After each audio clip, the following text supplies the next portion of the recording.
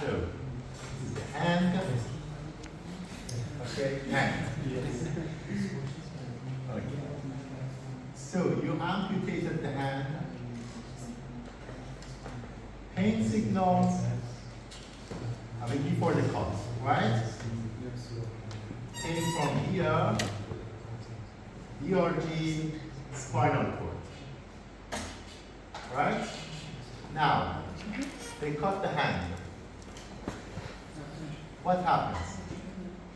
There's no skin. Here, you have a scar, fibrous tissue. It can activate the ending of the spine. So, the patient feels pain. So, this is one mechanism.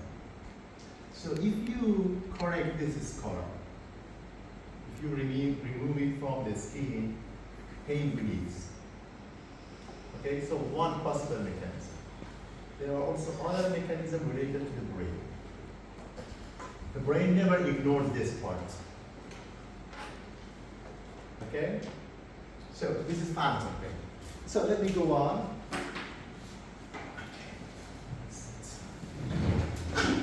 Okay. So, you know that every internal organ is covered by some Peritoneum. yeah, for example, stomach and intestine, they have peritoneum. For heart, we have Pericardium. Pericardium. For lungs, we have pleural. Right? Yes. So they are called, and these have two parts. Two layers. A visceral layer Parietal and layer. then a parietal layer. Right? So sometimes an internal organ is injured, so it's painful, but this injury may spread to this covering. Right?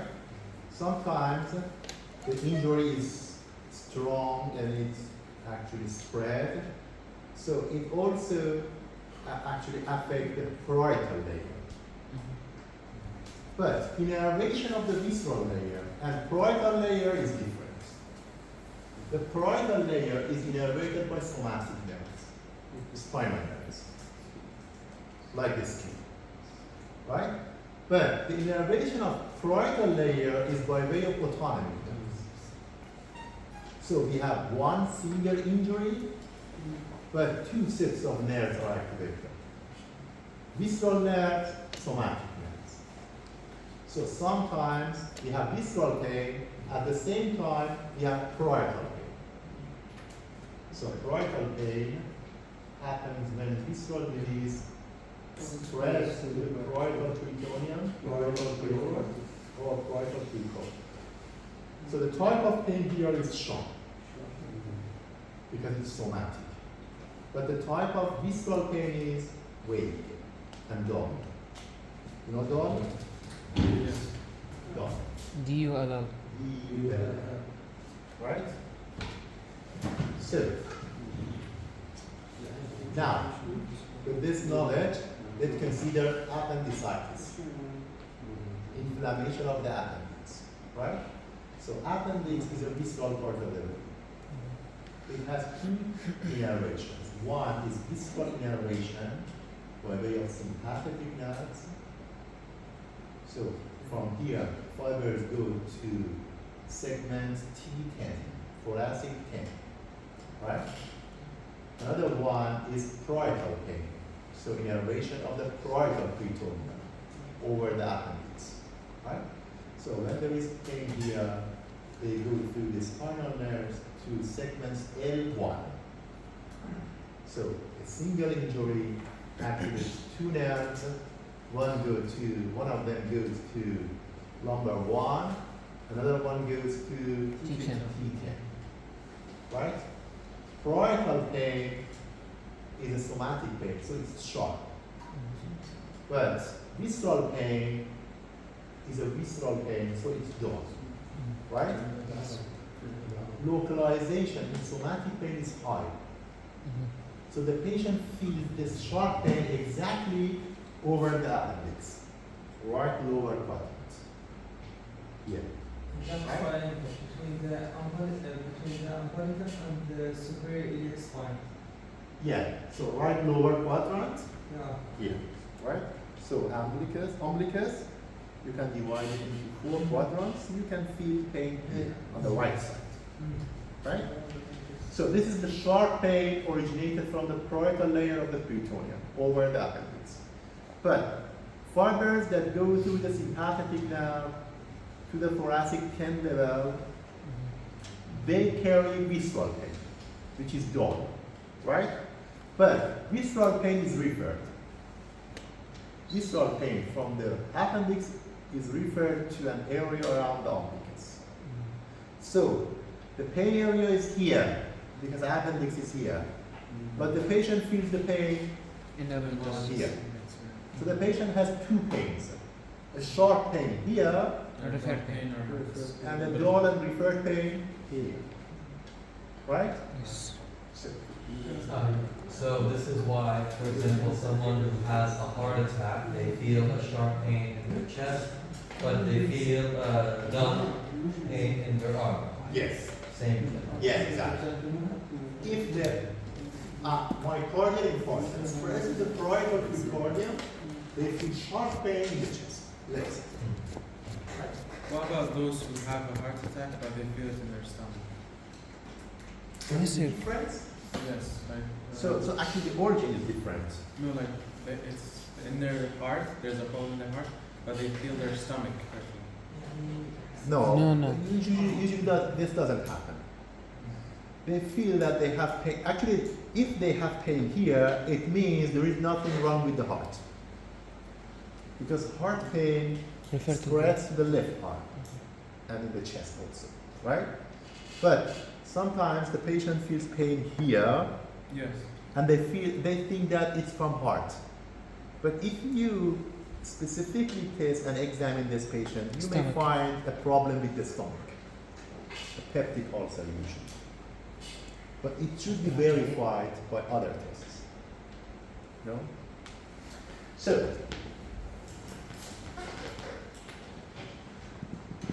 temperature. Thermal receptors, right? You have 4 types, again. All of them are through nerve endings. You have cold receptors, warmth Warmth receptor. receptors, heat pain, cold pain. So, they are pain receptors. Thermal pain, right? But they have understanding temperature. For example, you put your hand No on a more. hot oven, you feel pain, but at the same time, you can understand that that was very hot. So you know something about the temperature. So you have 4 different receptors, right? But receptors, thermal receptors, are usually collected together, and they make some spots in the skin. So cold receptors usually collected together and generate a cold spot in the skin. So they are not spread all over the skin. They are clustered together. So we have a collection here, then we don't have anything in the skin. In another area of the skin, we have another collection. Right? So we have clusters of cold pain. And the number of cold spots is more than warmth spots. Right? So the highest number is in the lips, 15 to 25. Right? Then in the fingers. And the least one is in the trunk, right? So here, the response of different receptors to different temperatures, skin temperature, from 5 degrees Celsius to 60 degrees Celsius. So imagine that you start from 5. So when the skin temperature is at 5, the only type of receptor which is active is Cold cold. pain. It's very active. Then you slowly increase the temperature. It reaches, for example, 10. Right? Cold pain receptors decreases firing. But cold receptors start to increase their firing. right? So the temperature reaches 25. At this temperature, cold pain receptor is not doesn't generate any action potential. But cold receptor is highly active, right? Then temperature goes to, let's say, 35. So cold receptors decrease their firing, but warm receptors increase. So they have the same level of activation. Then temperature reaches 45. Cold receptors are silent, warm receptors are highly active. Temperature goes to 50. Warm receptors stop, heat pain receptors start action. So the brain receives information from all of these. So it can interpret the relative activity of these receptors as different temperatures. For example, when the brain sees that the only type of receptor which is active is cold receptor, and it's highly active, and no other receptor is active, it means for the brain. Temperature is here, so the brain feels this as cool. Right? When the brain sees that warm receptors are highly active and heat pain receptors are only starting to be activated, then it thinks that it's getting hot. Right? So this way the brain has an interpretation of the temperature. Got it? You have a question? No. One of you? So, No? so the wall. So, I told you before that at the tip of the three nerve endings that are responsible for pain, we have several types of channels, acid sensing ion channels, TRP channels, and so on, cholinergic receptors, right? So similarly, at the tip of three nerve endings, for temperature, we have some other channels. I don't want you to memorize these, right? But only know that there are some channels, some cation channels, some receptors that are responsible for different range of temperatures. So here, for example, you can see that at temperature 10, TRPA is more important. For temperature 20, TRPMA is more important. Right? So different type of channels are responsible for different ranges of temperature. Got it? So, It's more responsible for less than 10. less than 10? From here they start. From here they start. Okay, so both of these are responsible for temperatures lower limits. And also, when temperature reaches 5, we'll have cold pain. Yeah. So thermal nociceptors are also important. So those channels that were involved in pain become more important, right? So thermal receptors are adaptable, so they are rapidly adapting, right? Yes. So when you go out of this room, you feel that temperature is high, you feel hot, so outside is hot, right? So at first we feel hot, but after a while you get used to that, right? So why? Because part of this depends on the reception. So at first, warm receptors are highly active, then after a while they decrease their firing. They send less signals. Is this also the adaptation of So, thermal receptors use A delta fibers or C fibers, like pain. Cold is transmitted mainly by A delta fibers, but also by C C fiber. Warm is only transmitted by C fiber. C fiber. So remember this. I may ask you something like this. Which one is correct about warm receptors? So, which one is correct about warmth? So, Which one is not correct? Okay, so it's easier. They are sent by free nerve endings. B. The signal is carried through A delta fibers. C. Warmth receptors are fewer than cold receptors. D. Warmth receptors are rapid adapting. B. B is incorrect. Just the C. Yeah, just C. So the rapid adapting. Yeah, warm receptors and cold receptors both are rapid adapting. And warmth receptors Warm is like receptors are fewer than cold receptors. Right? yes. They use C fibers, not A delta fibers, and they are free nerve ending. Right? Yes. So, yeah, this one is, no, this is not the last one. We have another one which is important. So, temperature is also conveyed through anterolaterals. So, everything that you know about the anterolateral system also applies here. C fibers, A delta fibers, bring the information, they go to dorsal horn. From here we have the second order neurons, cross the midline, go to the anterolateral system, they go up, they reach thalamus, from thalamus they go to cortex, right? So now,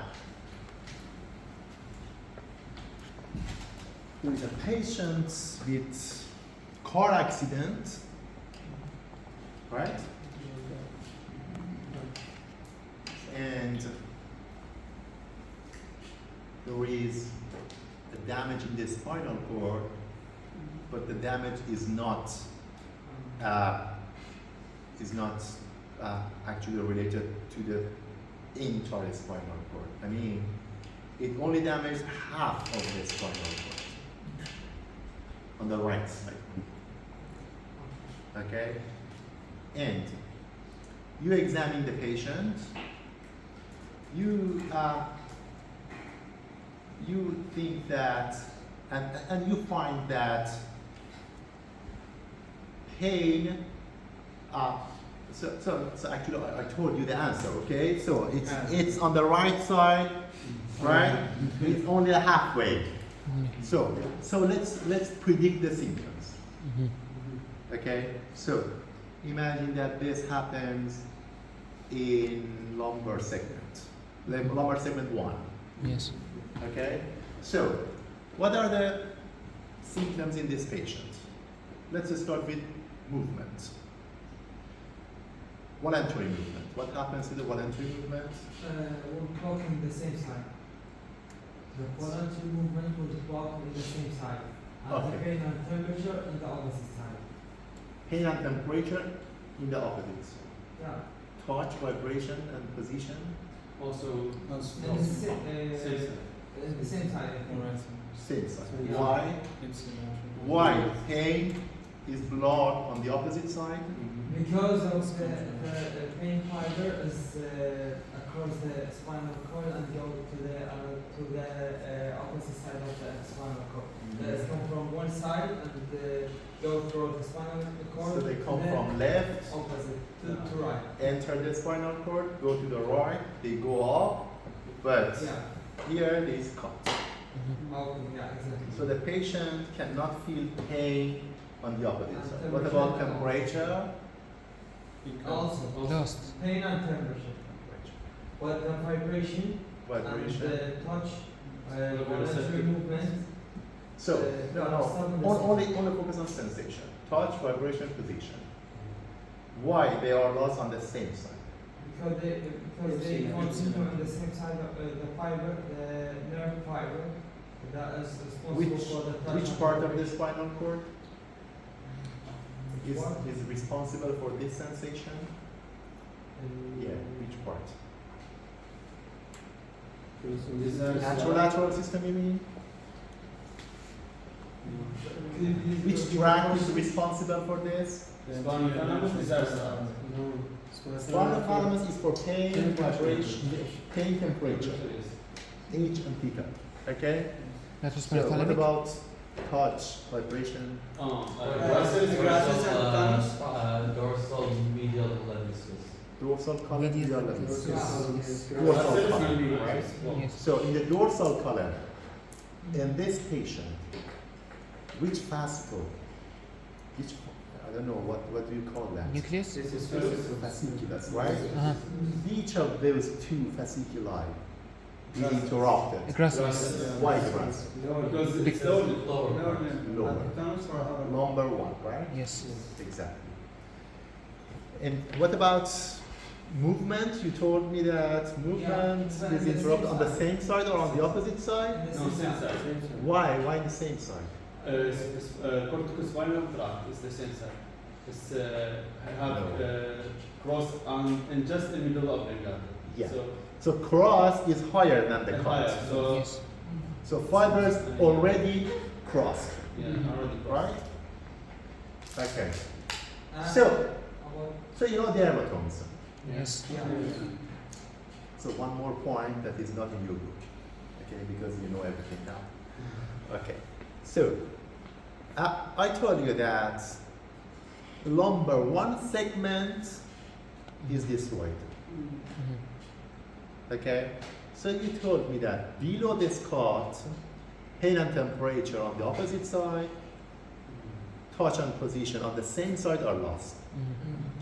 What about the dermatome related to segment L1? It's on the front side of the It's on legs, T10. I think the thigh or. It's on Okay. Which T10. sensation Has no- is lost on which side? So I'm not talking about below the cut. I'm talking about the Above. segment of the cut. Only that So segment. T10 is T10 vertebrae damaged? Sorry again? T10 vertebrae damaged? No. L1. L1 is the segment or Yeah. vertebra? Segment of the spinal cord The or spinal cord segment. So it's From one small section gonna to. So what happens to pain? Yeah. What happens to touch? And On that's, which side? And that's dermatome. In that dermatome, Yeah. on which side? On the same, Cross from pain section. and temperature on the opposite side of the injury, Yes. Opposite side. for pain and temperature. I think both. On the opposite side, for touch.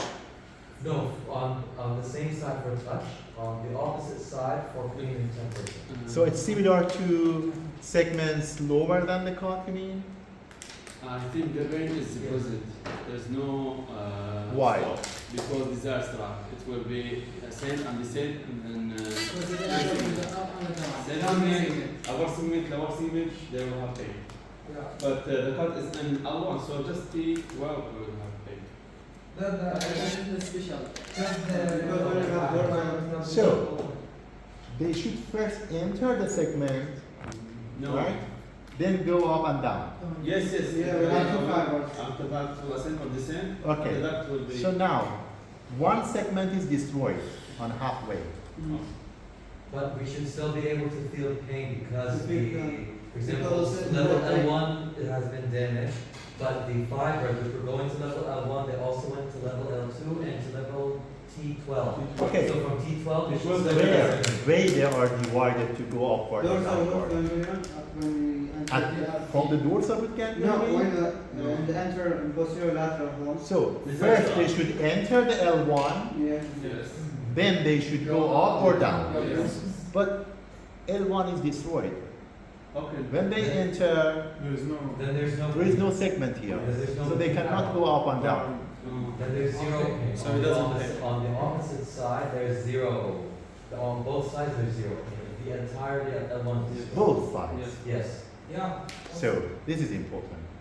So pain in this dermatome is lost on both sides. Touch, Both sides. both sides. But below this cut, below this damage, pain on the opposite side, touch on the same side.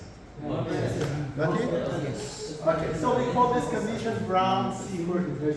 Yeah. Brown Sequard syndrome. Brown Sequard syndrome. Right? So all motor functions are blocked on the same side, pain, heat, cold are lost on the opposite side. Position, sensation, vibration, and discrete localization. 2-point discrimination are lost on the side of the transection. Okay, that's all about pain and temperature. Yes. Yeah,